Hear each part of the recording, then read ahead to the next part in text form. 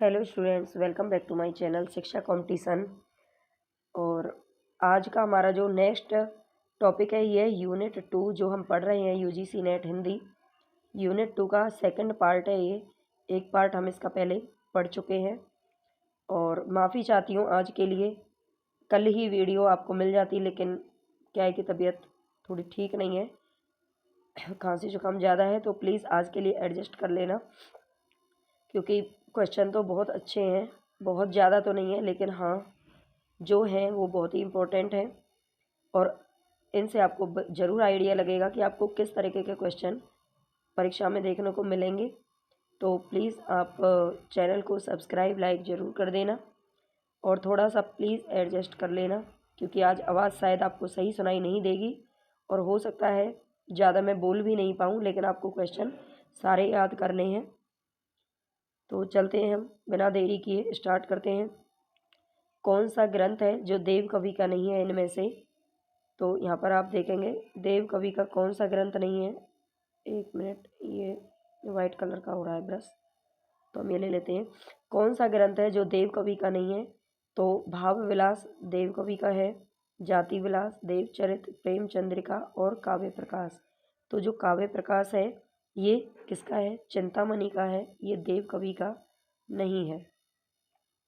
किसका है ये? चिंतामणि का है। इसको आप याद रखेंगे। काव्य विवेक, काव्य प्रकाश, ठीक है, अलंकार पंचासिका, ये सारे चिंतामणि के हैं। और नेक्स्ट हम यहाँ पर देखेंगे देव कवि के आश्रयदाता कौन कौन रहे हैं। तो देव कवि के काफ़ी सारे आश्रयदाता थे, यानी कि जिनके दरबार में ये लोग रहते थे कवि बन करके। तो यहाँ पर इनके सबके नाम दिए हुए हैं, प्लीज़ आप इनको अच्छे से पढ़ लेना। मैं ज़्यादा एक्सप्लेन आज नहीं कर पा रही हूँ। तो ये आजम शाह, भवानी दत्त वैश्य, राजा कुशल सिंह, सेठ भोगीलाल, राजा उद्योग सिंह, सुजान मणि और अली अकबर खान, ये सब किसके? देव कवि के आश्रयदाता रहे हैं। नेक्स्ट देखेंगे भूषण कवि को भूषण की उपाधि किसने दी थी? तो ये चित्रकूट के नरेश थे, हृदय राम उनके पुत्र थे, रुद्र राम सोलंकी, उन्होंने भूषण की उपाधि दी थी। ठीक है। शिवाजी और छत्रसाल की वीरता के वर्णन को कोई कवि झूठी को सामद नहीं कह सकता। भूषण हिंदू जाति के प्रतिनिधि कवि हैं, ये किसने कहा है? तो ये शुक्ल जी का कथन है।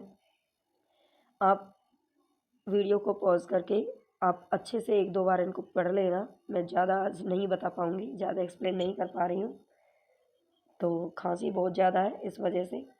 तो प्लीज़ आप ये ना सोचें, वीडियो को स्किप ना करें। अगर मैं भी नहीं पढ़ाऊँ तो भी आप अच्छे से क्या है कि इनको देख लेना, आपको ये क्वेश्चन तो आने ही चाहिए। बिहारी जी किस संप्रदाय में दीक्षित थे? तो ये निम्बार्क संप्रदाय में दीक्षित थे। बिहारी जी का जन्म कब और कहाँ हुआ था? देखो जो क्वेश्चन है मैंने एक एक क्वेश्चन इस तरीके से लिया है जहाँ से आपको ये आइडिया लग जाए कि आपको किस तरीके को क्वेश्चन और याद करने हैं। तो आश्रयदाता आपको सारे कवियों के पता होना चाहिए, सबके आपको जन्म और मृत्यु के बारे में पता होना चाहिए। ठीक है, तो ये क्वेश्चन यही बता रहा है। और जो महत्वपूर्ण पंक्तियाँ हैं उनका अच्छे से पता होना चाहिए, और जैसे अलग अलग विद्वानों के जो कथन है वो आपको पता होने चाहिए।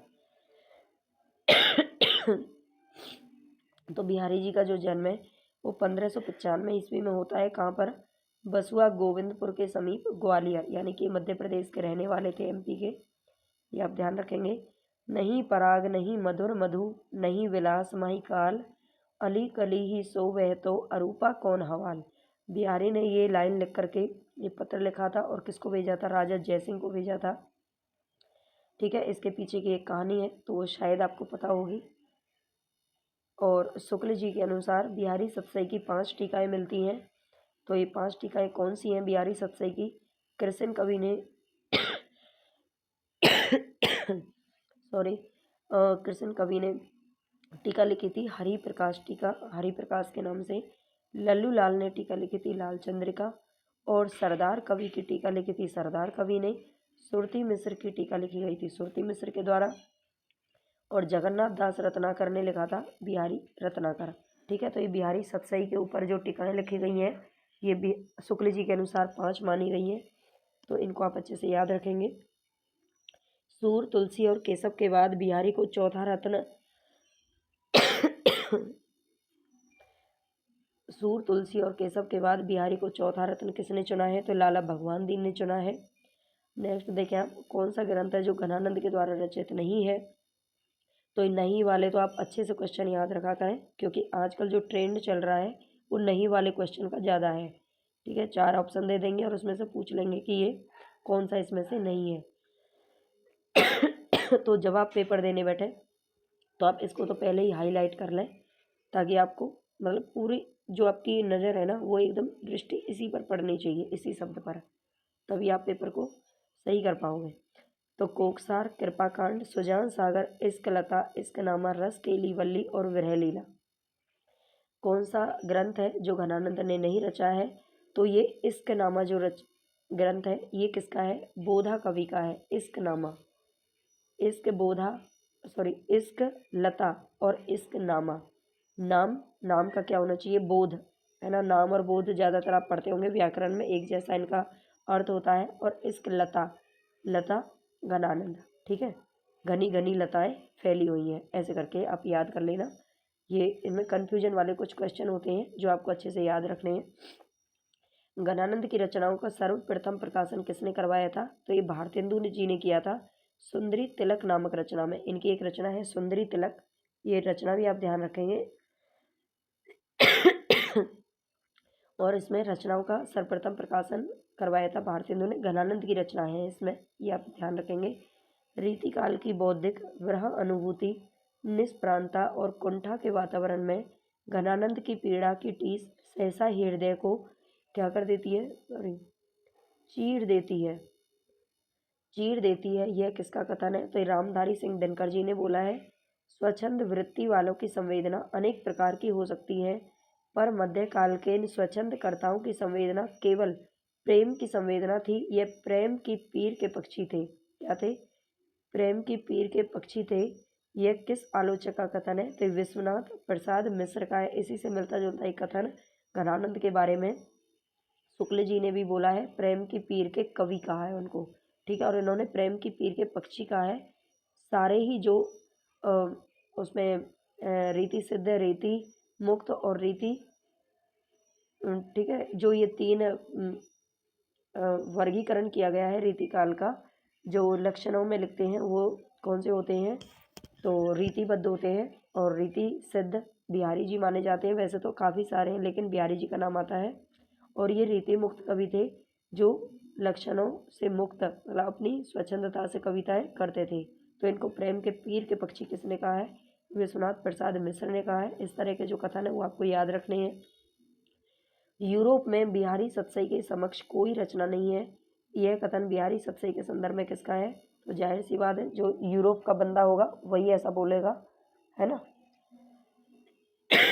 तो ये जॉर्ज ग्रियर्सन ने बोला है।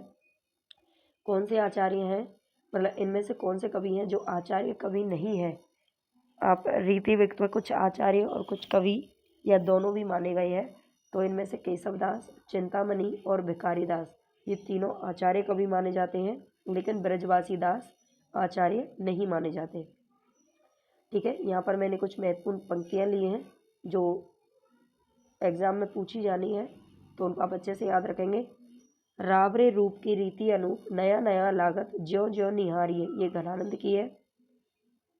कुंदन को रंग फीको लगे, झलके अति अंगिनी चारू गोराई, ये किस कवि की है? तो मतीराम की है। कुंदन को रंग फीको लगे, कुंदन को रंग, ठीक है, ये मतीराम की है। भाषा प्रवीण सुचंद सदा रहे, सो घन जी के कवित्व बखाने, ये ब्रजरत्न दास की है। देसिल बैना सबजन मिठा, ये विद्यापति की है। भूषण बिनुना ब्राजई, कविता वनिता मित, ये केशव दास ने बोला है। ये भूषण का नाम देख करके बच्चे क्या करते हैं? भूषण का नाम वहाँ पे टिक कर देते हैं, और भूषण का नाम इसमें ऑप्शन में जरूर मिलता है, तो इसीलिए ध्यान रखें इसको आप अच्छे से। ये केशव दास की पंक्ति है। नैन नचाए कहीं मुस्काए, लला फिर आयो खेलन होरी, ये किसकी है? पद्माकर की है। अति सूदो सन्हे को मारग है, घनानंद की है। साजी चतुरंग वीर रंग में तुरंग चढ़ी, भूषण आगे के कवि रीझी हैं तो कविताई न हो, राधिका कन्हई सुमरन को बहानो है, ये भिखारी दास की है। गुलगुली गिल में गलीचा है, गुनीजन है। ये पद्माकर की पंक्ति है, किसकी है? पद्माकर की। गुलगुली गिल में गलीचा है, गुनीजन है, ये तो वो वाला हो गया, चांदनी चौक पे चांदनी है ना। तो इस तरह से इसको आप याद रखेंगे, पद्माकर की है।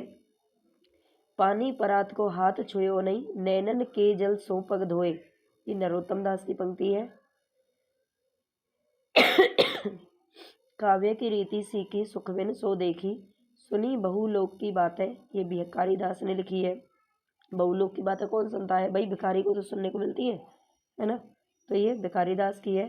ऊंचे घोर मंदिर के अंदर रहने वाली, ये कौन कह रहा है? ये भूषण कह रहा है, ठीक है। ऊंचे घोर मंदिर के अंदर रहने वाली महाराजा, ये किसने बोला है? का भूषण ने बोला है। और यहाँ पर हम आगे देखते हैं, कामायनी के निम्नलिखित सर्गों का सही अनुक्रम क्या है। तो यहाँ पर मैंने कुछ ही ऑप्शन लिए हैं, वैसे आपको सर्गों का सारा जो अनुक्रम है वो एकदम ठीक ठीक याद होना चाहिए। ये पेपर में ज़रूर यहाँ से क्वेश्चन पूछा जाता है, ज़रूरी नहीं है आपको क्रम पूछ लिया जाए, आपको कोई भी एक सर्ग दे करके पूछ लिया जाएगा कि ये कौन से नंबर का क्रम है। तो ऐसे भी आपको याद होना चाहिए, मतलब उल्टा पुल्टा सब तरीके से याद करो। तो कामायनी के निम्नलिखित सर्गों का सही अनुक्रम, सबसे पहले इसमें कौन सी आती है? चिंता। चिंता के बाद क्या होती है? आशा जगती है। फिर श्रद्धा होती है, श्रद्धा के बाद काम, काम के बाद क्या होता है? वासना। और जब वासना जगती है तो बाद में क्या होती है? लज्जा होती है अपने आप पर, है ना, शर्मिंदगी। फिर इसके बाद कर्म करता है इंसान, कर्म के बाद क्या होता है? उसको अपने आप से ना ईर्ष्या होती है कर्म करते करते, कि उसने पहले मतलब काम वासना के बारे में क्यों सोचा, ऐसा करके आप मतलब ट्रिक बना के याद करें। चिंता के बाद, चिंता फर्स्ट नंबर पे आता है, और जो श्रद्धा है तीसरे नंबर का है, ठीक है। इसके बाद क्या होता है? लज्जा। लज्जा कौन से नंबर पे आता है? तो ये छठे नंबर पे आता है, लज्जा होती है। लज्जा के बाद कर्म, कर्म के बाद ईर्ष्या होती है, तो ईर्ष्या 8 नंबर पे आता है। और इसके बाद क्या होती है? ईर्ष्या होती है, तो फिर एड़ा यानी कि बुद्धि। एड़ा का अर्थ आपको पूछा जा सकता है, एड़ा मीन्स बुद्धि होता है, तो बुद्धि आ जाती है। फिर बुद्धि आ जाती है ना, तो इंसान क्या करता है? सपने देखता है ना, कुछ कर दिखाने के सपने देखता है, तो ये हो गया स्वप्न। स्वप्न कौन से नंबर का है? तो ये 10 नंबर का है, ठीक है। स्वप्न के बाद क्या होता है? वो संघर्ष करता है, स्वप्न में देखता है कि वो संघर्ष कर रहा है, और संघर्ष करने से उसे बड़ा ही निर्वेद यानी कि सुकून मिलता है, ठीक है। और फिर वो क्या करता है? सपने में ही दर्शन करता है ना, और दर्शन में उसे एक रहस्य का पता चलता है, और फिर उसे बड़ा ही आनंद आता है। तो आनंद 15वें नंबर का है। ऐसे करके आप क्रम से याद रखें इनको। और नेक्स्ट देखें, इनमें से कौन सी मैथिली शरण गुप्त की रचना नहीं है, ऐसे आपको पूछे जाएंगे क्वेश्चन।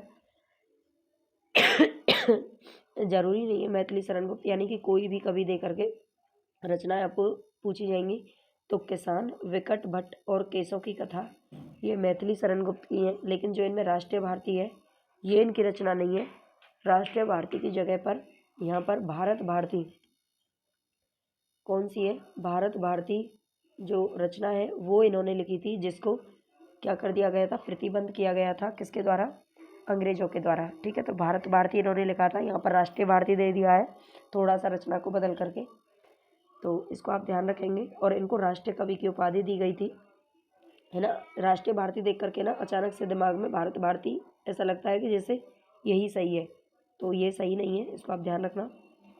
और नेक्स्ट देखेंगे यहाँ पर, राम रावण के युद्ध को रूपायित करने के लिए निराला ने विशेष बल दिया है संस्कृत। तो किस पर दिया है विशेष बल? किस चीज़ पर दिया है? तो संस्कृत पदमैत्री पर, नाद योजना और अनुप्रास विधान पर दिया है, ठीक है। ये आप ध्यान रखेंगे। परिवर्तन जो कविता है सुमित्रानंदन पंत की, इसके अनुसार परिवर्तन कौन है? तो नायक है। भारत भारती लिखने में उर्दू के किस ग्रंथ की प्रेरणा थी? तो जो भारत भारती इन्होंने लिखा था मैथिली शरण गुप्त जी ने, इसमें मसद्द से हाली, ठीक है, कौन से हैं?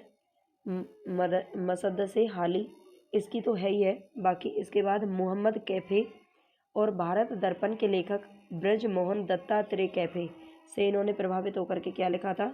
भारत भारती को लिखा था। तो ये इम्पोर्टेंट है, इसको आप ध्यान रखेंगे। और नेक्स्ट यहाँ पर देखेंगे, उज्ज्वल वरदान चेतना का सौंदर्य जिसे सब कहते हैं, ये पंक्ति किस सर्ग से ली गई है? तो लज्जा सर्ग से ली गई है। ठीक है। बीती विभावरी जागरी, अंबर पनघट में डुबो रही, तारा घट ऊषा नागरी, यह जयशंकर प्रसाद के किस काव्य संग्रह में संकलित है? इसका जो वो अलंकार है वो भी बहुत पूछा जाता है, लेकिन यहाँ पर क्या पूछा गया है कि ये लाइन किस संग्रह में संकलित है? तो ये है लहर में। किस में? लहर में, क्योंकि जो लहर है ना उसी में क्या होता है? डुबोया जाता है ना। अंबर पनघट में डुबो रही, तो ऐसे करके आप याद रख लेना, किस में डुबो रही? लहरों में। धूमिल ने रोटी और संसद कविता में कितने आदमियों का जिक्र किया है? तो 3, रोटी बेलने वाला, सेकने वाला और कौन सा? खाने वाला, शायद मतलब यही है। तो रोटी और संसद कविता में 3 आदमियों का जिक्र किया गया है, ये आप ध्यान रखना। भवानी प्रसाद मिश्र की जो कविता है सतपुड़ा के जंगल, कौन सी है? सतपुड़ा के जंगल। इसमें किस जाति को दर्शाया गया है? गोंड जाति को। और किसको पाल कर बैठी है? मुर्गे और तीतर को पालती है गोंड जाति। असाध्य बिना, ये की कविता है, ये किस कविता संग्रह में संकलित है? तो आंगन के पार द्वार में संकलित है। नेक्स्ट देखेंगे यहाँ पर, सहमति नहीं, यह समकालीन शब्द नहीं है, इसे बालकों के बीच चालू मत करो, ये पंक्तियाँ किस कविता से हैं? तो ये नक्सलवाड़ी से ली गई हैं। सहमति नहीं, यह समकालीन शब्द नहीं है, इसे बालकों के बीच चालू मत करो, ऐसा कौन कहता है? तो ये नक्सलवाड़ी से ली गई है। बच्चन सिंह के अनुसार परिवर्तन कविता से संबंधित सही तथ्य कौन से हैं? तो जीवन की संकुलता और परिवर्तन की द्वंद्वात्मकता ने इस कविता के रूप विधान को जटिल और प्रभावशाली बना दिया है, ये बच्चन सिंह ने कहा है परिवर्तन कविता को लेकर के। इसमें कहीं कहीं संस्कृत की तत्सम शब्दावली के साथ द्वारा परिवर्तन के भयंकर रूप का भी चित्रण किया गया है। ठीक है, ये इसको आप क्या रखेंगे? याद रखेंगे। नेक्स्ट देखेंगे, मैं नीर भरी दुख की बदली का प्रतिपाद्य है। मैं नीर भरी दुख की बदली का प्रतिपाद्य है, इसका प्रतिपाद्य क्या है? ये महादेवी वर्मा की कविता है। तो स्त्री का जीवन दुख में ही बीतता रहा है, ऐसा महादेवी जी का कहना है, और स्त्री अपने आंसुओं को व्यर्थ नहीं जाने देती है, वह उसी से नए सृजन करती रही है। तो ये बात बिल्कुल कहीं ना कहीं सत्य ही है ना, और ये महादेवी वर्मा जी का ही कथन है। गीत फरोश कविता में भवानी प्रसाद मिश्र क्या कहना चाहते हैं, मतलब उन्होंने क्या कहा है भवानी प्रसाद मिश्र जी ने? तो क्या है कि व्यावसायिकता के कारण आज का कवि अपने गीत बेचने के लिए मजबूर है, और आज का जो कवि है वो ग्राहक की मर्जी के अनुसार गीत लिखने के लिए क्या है? अभिशप्त है, मतलब वैसा वो लिखना नहीं चाहता, लेकिन फिर भी उसको लिखना पड़ता है ग्राहक के अनुसार, जैसा ग्राहक को पसंद है वैसा ही लिखना पड़ता है। ठीक है, ये तो बिल्कुल सही बात है। और अब तो हवा भी बुझ चुकी है और सारे इश्तहार उतार लिए गए हैं जिनमें कल आदमी अकाल था। यह पंक्तियाँ किस कवि की हैं? तो ये धूमिल कवि की हैं। तो आज के हमारे क्वेश्चन यहीं पर समाप्त होते हैं। मैं कोशिश करूँगी, अगर आप कहेंगे तो मैं इसका पार्ट 3 भी लेके आऊँगी, क्योंकि इसमें जो हमारा गद्य खंडे है वो रह गया है, अदरवाइज़ हम उनको यूनिट वाइज देख ही लेंगे। तो आप यूनिट 2 का यहाँ से रिवीजन कर लेना, और बाकी जो उपन्यास वगैरह आएंगे उनको मैं वहाँ से आपको पढ़ा दूँगी।